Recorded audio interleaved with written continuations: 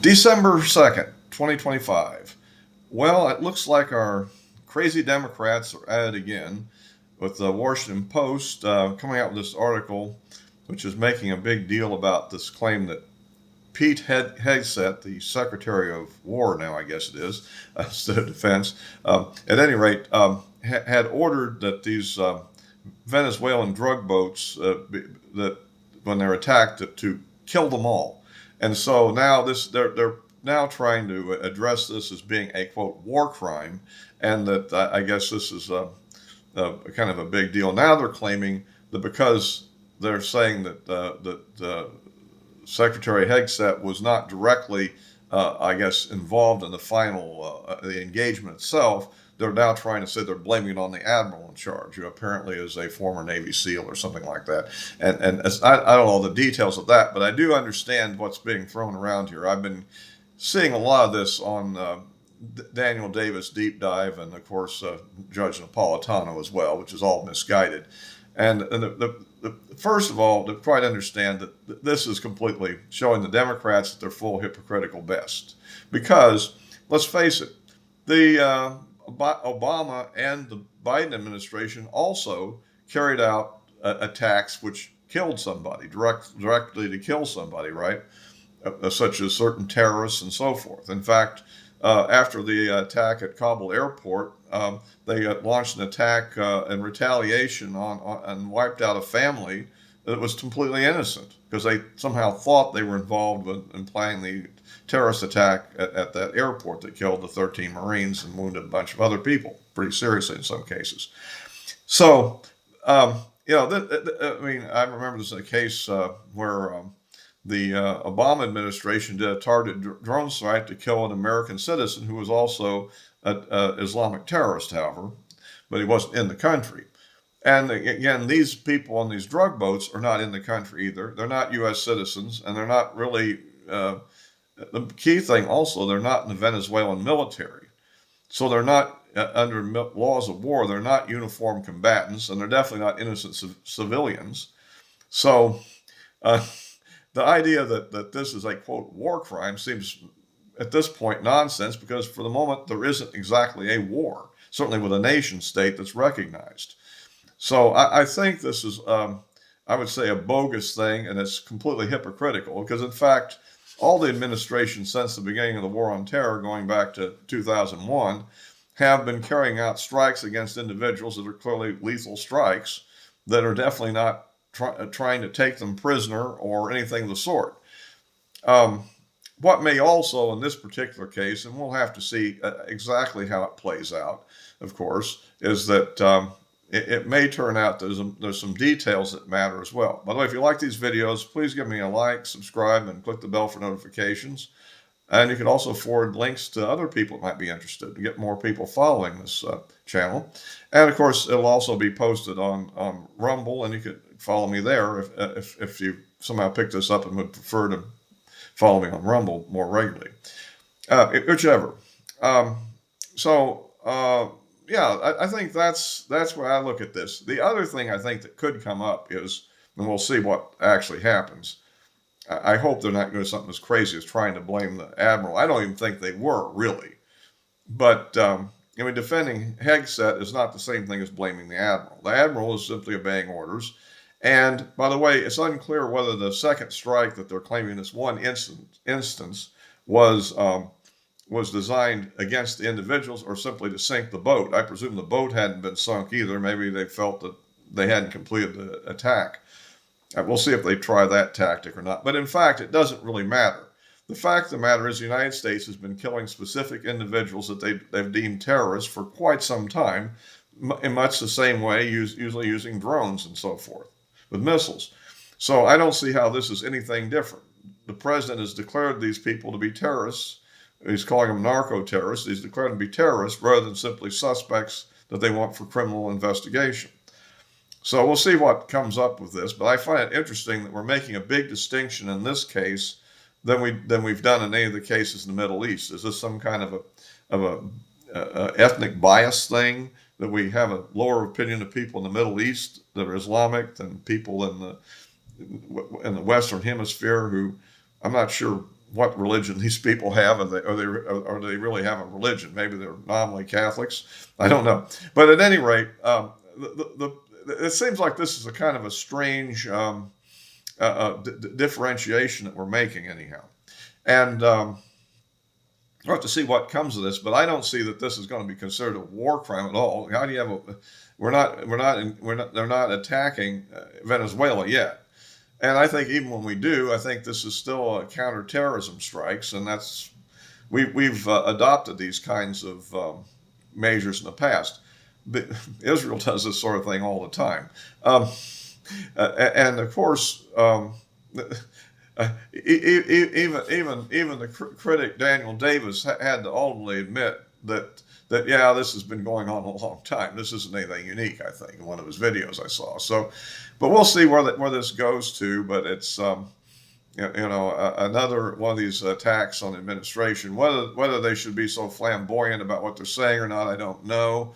But the Democrats are putting themselves in the position, strangely enough, of trying to be defending narco-terrorists, right? I mean, these drug gangs. Part of this may be because of a residual fear that somehow Trump is going to, quote, get us in a war with Venezuela, which I certainly hope he doesn't do that. I mean, it's a big difference between launching surgical strikes, if you will, semi-surgical at least, against, key positions in the drug trade where they're making the drugs and, all that. Or actually having a formal land invasion trying to take over the country of Venezuela. I don't think we're going to do that. I certainly hope we don't try anything that. That could get you involved in a pretty nasty little guerrilla war, and I don't think we need to do that. But I think the idea is to put enough pressure on Maduro that eventually the drug gangs themselves will run him out of the country. So anyway, that's my thought on that issue, and we got to go into another issue, which is the special election, which will be occurring by the time the first people see this video, pretty much, which will be tomorrow, in this 7th congressional district of Tennessee, which has some districts, includes part of Nashville and also some outlying suburban and rural areas.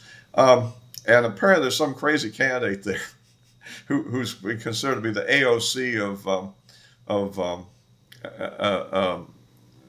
Tennessee, I guess, or Nashville or whatever, and a guy named Epps, who's a former a pilot with the Night Stalkers, the 160th what do they call it? It's they were at that helicopter unit that did the Black Hawk Down things and several other special missions like that. And probably even flew into the Bin Laden raid, I believe, and all that. They're a very elite unit, and because he's a former member of that, and combat veteran. So anyhow, we'll see how this goes.